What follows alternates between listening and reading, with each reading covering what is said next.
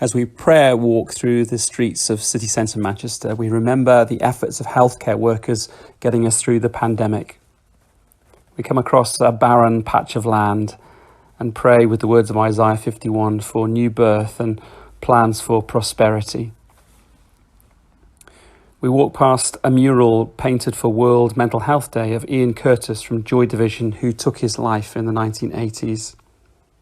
We pray that the church might provide training for mental health, be a safe place for people, and encourage people with confidence to ask straight questions of those who are struggling. We walk past a mural of George Floyd, another young man who died prematurely. We pray for the trial that's taking place this week in the US. We pray that everyone will be treasured and treated with respect. We pray that we will all be honest in our appraisal of ourselves, recognising we're still on a journey.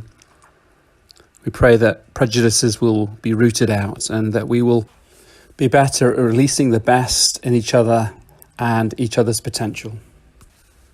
Walking past Methodist Central Hall on Oldham Street, we thank God for our historic churches. Remember ministers like George Collier and Alexander McLaren who built strong partnerships between the church and local government. And we thank you for the ministers at Central Hall, Ian Rutherford and Prue Cahill, who continue to do this and take a lead on this with council leaders today. We pray that the church overall will become a better vehicle for delivery for social transformation as part of sharing the gospel. Here is the Manchester shop where you can buy souvenirs of Manchester. We pray that Manchester will be a place that people treasure. Next to it is Affleck's Palace, a collection of businesses and shops that have reached out to young people for more than 2 generations. We thank God for creativity.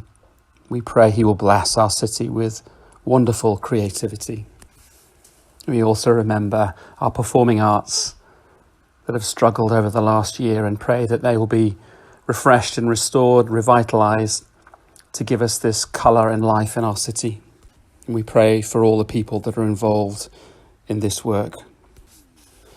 We move on through Piccadilly Gardens, the centre of the city centre. It's much quieter now, less drug dealing that is apparent, but also the absence of children's voices running through the fountains.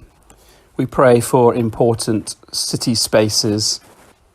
And as we catch a glimpse of the olive tree that's in Piccadilly Gardens, we remember its symbol of peace and ask that God blesses our city with peace in our lives, in our ecosystem, both biological and social and spiritual.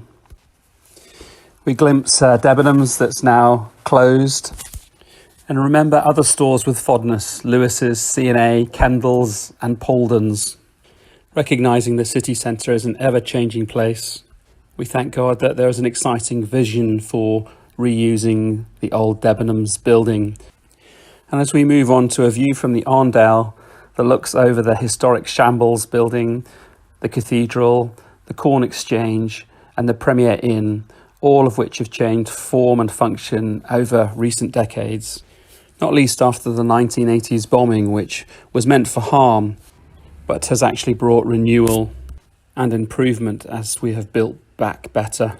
We pray for God's blessing as he takes us forward on our journey as a city and that we might bless him.